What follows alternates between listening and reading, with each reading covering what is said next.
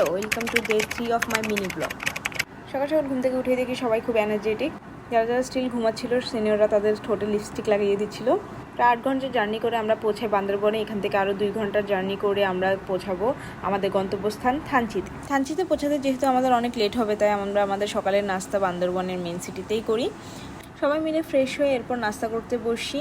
নাস্তা করার পর আমরা চলে যাই আমাদের চাঁদের গাড়িতে। এই চাঁদের গাড়ি করে থানচি যাওয়ার পরটা অনেক বেশি সুন্দর আর মজাদার ছিল। আমরা অনেক এনজয় করেছি।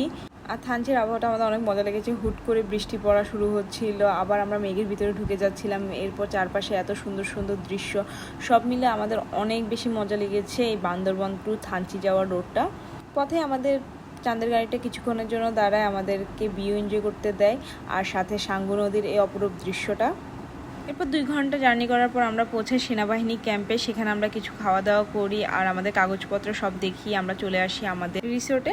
আর রিসোর্টও ছিল পাহাড়ের উপর। রিসোর্ট থেকে পাহাড়ের অনেক সুন্দর দৃশ্য দেখা যায়। রিসোর্টে কিছুক্ষণ রেস্ট নেওয়ার পর আমরা চলে যাই আমাদের ট্রেকিং করার উদ্দেশ্যে। আমাদের সবাইকে 5টা টিমে ভাগ করে দেওয়া হয়। আমার ফ্রেন্ড চলে যায় অন্য একটা টিমে আর আমি অন্য আরেকটা। এরপর শুরু হয় আমাদের ট্রেকিংয়ের যাত্রা।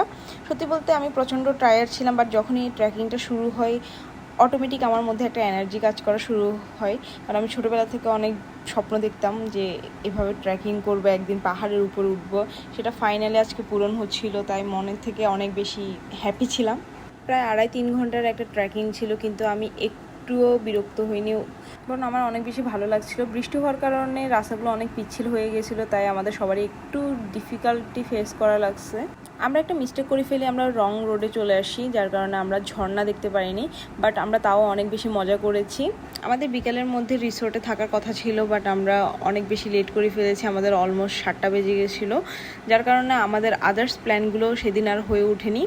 আর অলসো আমরা এত বেশি টায়ার্ড হয়ে গেছিলাম সবাই, যার কারণে সেদিন আর কোনো অ্যাক্টিভিটিস রাখা হয়নি, সবাই রেস্ট নিচ্ছিল।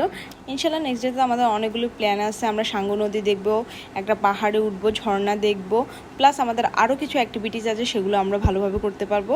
C you in the next blog.